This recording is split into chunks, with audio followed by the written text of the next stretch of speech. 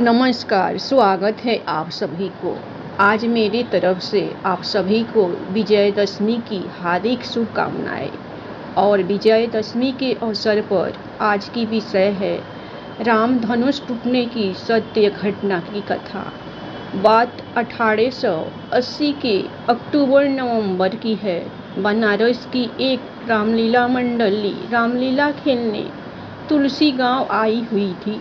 मंडली में 22 से 24 कलाकार थे, जो गांव के ही एक आदमी के यहाँ रुके थे। वहीं सभी कलाकार रिहर्सल करते और खाना बनाते खाते थे। पंडित कृपाराम दुबे उस रामलीला मंडली के निर्देशक थे। वे हारमोनियम पर बैठ के मंच संचालन करते थे और फौजदार शर्मा साज सज्जा और राम लीला से जुड़ी अन्य व्यवस्था देखते थे। एक दिन पूरी मंडली बैठी थी और रिहर्सल चल रहा था। तभी पंडित कृपाराम दुबे ने फौजदार से कहा, इस बार वो शिव धनुष हल्की और नरम लकड़ी की बनवाए, ताकि राम का पाद निभा रहे 17 साल के ईव को परेशान न हो। पिछली बार धनुष टूटने में समय लग गया था। इस बात पर फौजदार कुपित हो गया, क्योंकि लीला की साज सज्जा और अन्य व्यवस्था वही देखता था और पिछला धनुष भी वही बनवाया था। इस बात को लेकर पंडित जी और फौजदार में से कहा सुनी हो गई। फौजदार पंडित जी से काफी नाराज था और पंडित जी से बदला लेने को सोच लिया था। संयोग से अगले दिन सीता स्वयंवर और शिव धनुष भंग का मंचन होना था। फौजदार मंडली जिसके घर रुकी थी, उनके घर गया और कहा, रामलीला में लोहे के एक छड़ की जरूरत आन पड़ी है, दे दीजिए। गृह स्वामी ने उसे एक बड़ा और मोटा लोहे का छड़ दे दिया। छड़ लेके फौजदार दूसरे गांव के लोहार के पास गया और उसे धनुष का आकार दिलवा लाया। रास्ते में उसने धनुष पर कपड़ा लपेटकर और रंगीन कागज से सजा के गांव के एक आदमी के घर रख आया।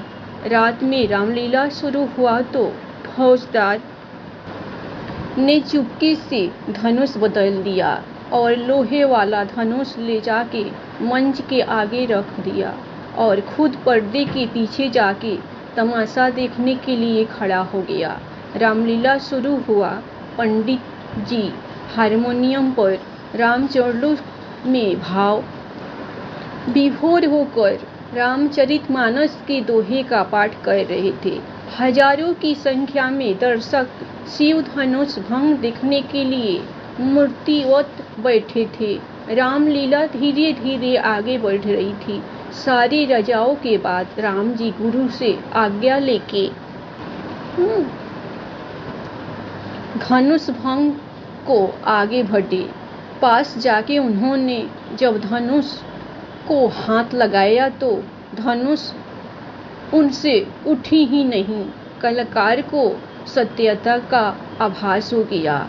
उस 17 वर्षीय कलाकार ने पंडित कृपाराम दुबे की तरफ कातर दृष्टि से देखा तो पंडित जी समझ गए कि दाल में कुछ काला है। उन्होंने सोचा कि आज इज्जत चली जाएगी।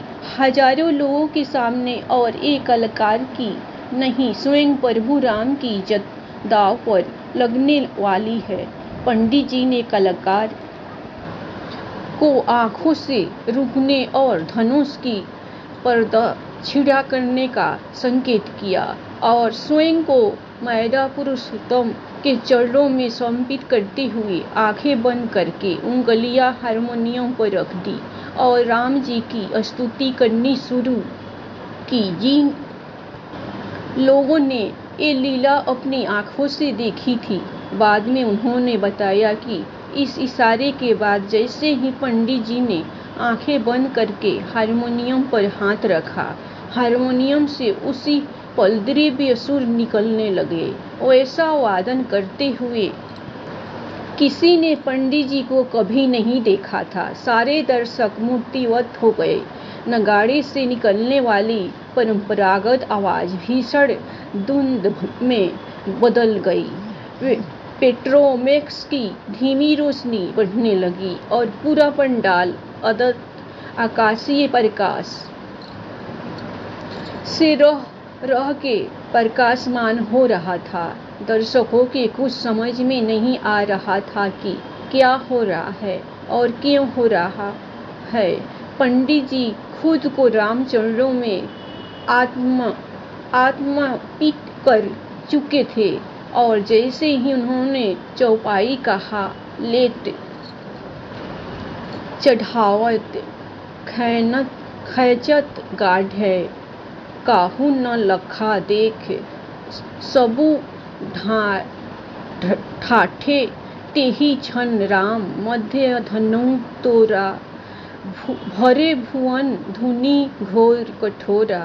पंडित जी के चौपाई पढ़ते ही आसमान में भीषण बिजली कड़की और मंच पर रखे लोहे के धनुष को कलाकार ने 2 भागों में तोड़ दिया। लोग बताते हैं कि ये सब कैसे हुआ और कब हुआ, किसी ने कुछ नहीं देखा। बस एक पल में हो गया। धनुष टूटने के बाद जब स्थिति अगले ही पल सामान्य हो गई, पंडित जी मंच के बीच गए और टूटे धनुष और कलाकार के सन्मुख दंडवत हो गए।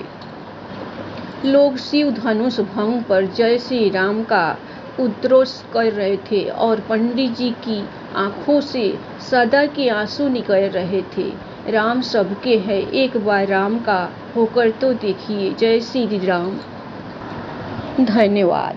कहानी आप लोगों को पसंद आए तो आप लोग श्री राम का स्वयंवर में श्री राम और सीता के नाम पर लाइक सब्सक्राइब जरूर कीजिएगा। हमेशा खुश रहिए, अपना ख्याल रखिए। जय श्री राम।